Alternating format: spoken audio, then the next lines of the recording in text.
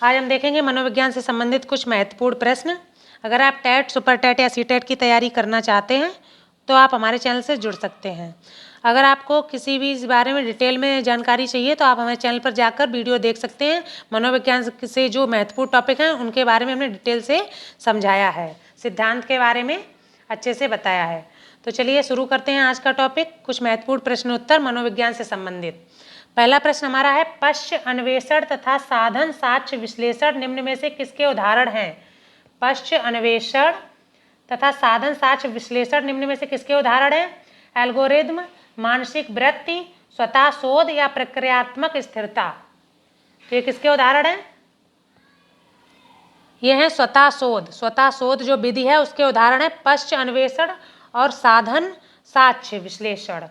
साधन साक्ष्य विश्लेषण और पश्च अन्वेषण दो होते हैं, ये होते हैं स्वतः शोध विधि के उदाहरण। तो इसमें हमारा आंसर आ जाता है स्वतः शोध विधि। पश्च अन्वेषण, साधन साक्ष्य विश्लेषण स्वतः शोध विधि के उदाहरण हैं। अगला क्वेश्चन, सीखने के वक्र अभ्यास द्वारा सीखने की मात्रा, गति और प्रगति की सीमा को ग्राफ पर प्रदर्शित करते हैं। यह किसने कहा? सीखने के वक्र अभ्यास द्वारा सीखने की मात्रा, गति और प्रगति की सीमा को ग्राफ पर प्रदर्शित करते हैं। यह किसने कहा? गेट्स व अन्य, एबिंगहॉस, स्किनर या एम.एल. विक्की। तो इसका राइट आंसर हो जाएगा गेट्स व अन्य। किसने कहा है? गेट्स व अन्य ने यह परिभाषा दी है कि सीखने के वक्र अभ्यास द्वारा सीखने की मात्रा, गति और प्रगति की सीमा को ग्राफ पर प्रदर्शित करते हैं। चलिए आगे की तरफ बढ़ते हैं।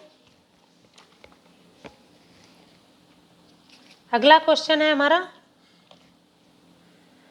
अनुकूलित अनुक्रिया सिद्धांत किसके अनुकूलन पर बल देता है? अनुकूलित अनुक्रिया सिद्धांत किसके अनुकूलन पर बल देता है? व्यवहार, चिंतन, तर्क या प्रेरणा। तो इसका राइट आंसर हो जाएगा व्यवहार पर। अनुकूलित अनुक्रिया सिद्धांत है वो देता है व्यवहार पर। किसके अनुकूलन पर? व्यवहार के अनुकूलन पर। राइट आंसर व्यवहार। अगला क्वेश्चन है, क्रिया प्रसूत अनुबंधन का दूसरा नाम। तो क्रिया प्रसूत अनुबंधन का नाम नैमित्तिक अनुबंधन, प्राचीन अनुबंधन, समीपस्थ अनुबंधन या चिन्ह अनुबंधन।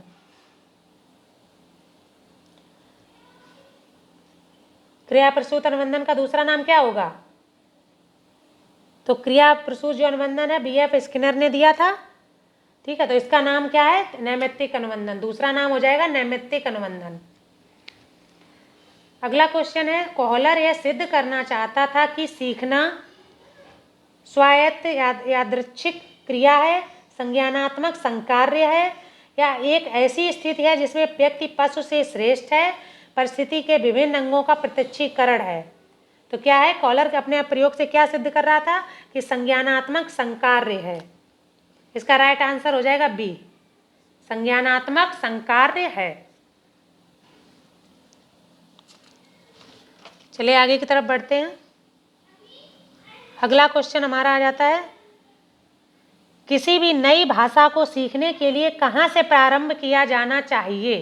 तो किसी भी नई भाषा को सीखने के लिए वाक्यों के निर्माण से, शब्दों के निर्माण से, अक्षरों व शब्दों के मध्य सहचर्य से या फिर उपयुक्त में से कोई नहीं। इसका क्या आंसर हो जाएगा राइट? तो इसमें हो जाएगा किसी भी नई भाषा को सीखने के लिए हमें प्रारंभ कहाँ से करना चाहिए? अक्षरों व शब्दों के मध्य सहचर्य से। अक्षरों और शब्दों के मध्य सहचर्य करा के बच्चों को नई भाषा के बारे में ज्ञान देना चाहिए। अगला क्वेश्चन है, निम्न में से कौन संवेग तत्व नहीं है? निम्न में से कौन संवेग तत्व नहीं है? तो इसमें राइट आंसर हो जाएगा दैहिक, संज्ञानात्मक और व्यवहारात्मक। ये कैसे तत्व हैं? संवेग तत्व हैं। और संवेदी ये संवेग तत्व नहीं है। कौन सा? संवेदी। तो इसका राइट आंसर हो जाएगा डी, संवेदी। दैहिक, संज्ञानात्मक और व्यवहारात्मक ये कैसे तत्व हैं? संवेग तत्व हैं। संवेदी संवेग तत्व नहीं है।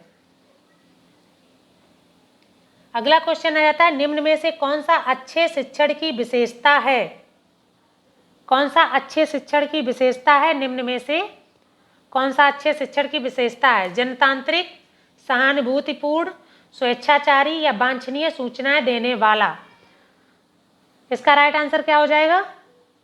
तो इसका राइट आंसर हो जाएगा स्वेच्छाचारी। अच्छे शिक्षण की विशेषता है स्वेच्छाचारी।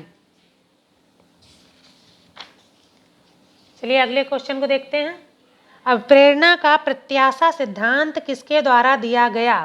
अब प्रेरणा का प्रत्याशा सिद्धांत, तो अब मैस्लो, विक्टर ब्रूम, स्किनर या हर्जबर्ग?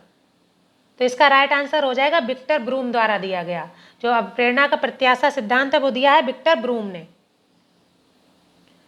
अगला क्वेश्चन है कौशलों के स्थानांतरण के लिए कौन सा उपयोगी है? रेखीय अभिक्रम, शाखीय अभिक्रम, कौशल अंतरण एक गति ना कि उद्देश्य, कौशल अंतरण एक गति है ना कि उद्देश्य, और तैयारी और अर्जन। तो इसका कौन सा हो जाएगा राइट आंसर? सी, कौशल अंतरण एक गति ना कि उद्देश्य। अगला क्वेश्चन रहता है निम्न में से कौन शिक्षण सूत्र नहीं है? तो अनिश्चित से निश्चित की ओर, दृश्य से अदृश्य की ओर, सरल से कठिन की ओर, निगमन से आगमन की ओर। तो देखिए अनिश्चित से निश्चित की ओर शिक्षण सूत्र है, सरल से कठिन की ओर ये भी शिक्षण सूत्र है, निगमन से आगमन की ओर ये भी शिक्षण सूत्र है। हमारा जो शिक्षण सूत्र नहीं है इसमें कौन सा है? दृश्य से अदृश्य की ओर। तो राइट आंसर हो गया हमारा बी, दृश्य से अदृश्य की ओर। अगला क्वेश्चन है सूक्ष्म शिक्षण चक्र का प्रथम पद होता है, सूक्ष्म शिक्षण माइक्रो टीचिंग, इसका प्रथम पद कौन सा होता है? शिक्षण, योजना बनाना, प्रतिपुष्टि या प्रस्तावना। तो जो सूक्ष्म शिक्षण है उसका जो प्रथम पद होता है योजना बनाना। क्या होता है? योजना बनाना। छोटे किसी भी उसको अपने टॉपिक को छोटे छोटे भागों में लेकर उसको पढ़ाना समझाना, ये बीएड में या बीटीसी में कराया जाता है सूक्ष्म शिक्षण। उसके बाद पीछे टीचर बैठकर उसकी प्रतिपुष्टि देता है। तो सबसे पहले उसका जो पद होता है योजना बनाना होता है। अगला क्वेश्चन रहता है निम्न में से कौन सा मनोवैज्ञानिक भाषा विकास से संबंध है? तो इसमें बिने, चॉम्स्की, पॉवलव या मैस्लो। तो भाषा विकास से जो मनोवैज्ञानिक संबंध है वो है चॉम्स्की। चॉम्स्की ने भाषा विकास का सिद्धांत दिया है। अगला क्वेश्चन है निम्न में से सामाजिक मूल्य कौन सा है? सामाजिक मूल्य, प्राथमिक लक्ष्य, मूल प्रवृत्ति, सहायतापरक व्यवहार या आक्रामकता की आवश्यकता। तो जो सामाजिक मूल्य है वो है सहायतापरक व्यवहार। कौन सा है? सहायतापरक व्यवहार, सामाजिक मूल्य।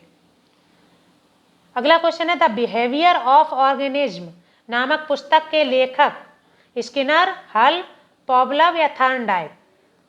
तो द बिहेवियर ऑफ ऑर्गेनिज्म के पुस्तक के लेखक हैं स्किनर। राइट आंसर हमारा स्किनर। अगला क्वेश्चन है निम्न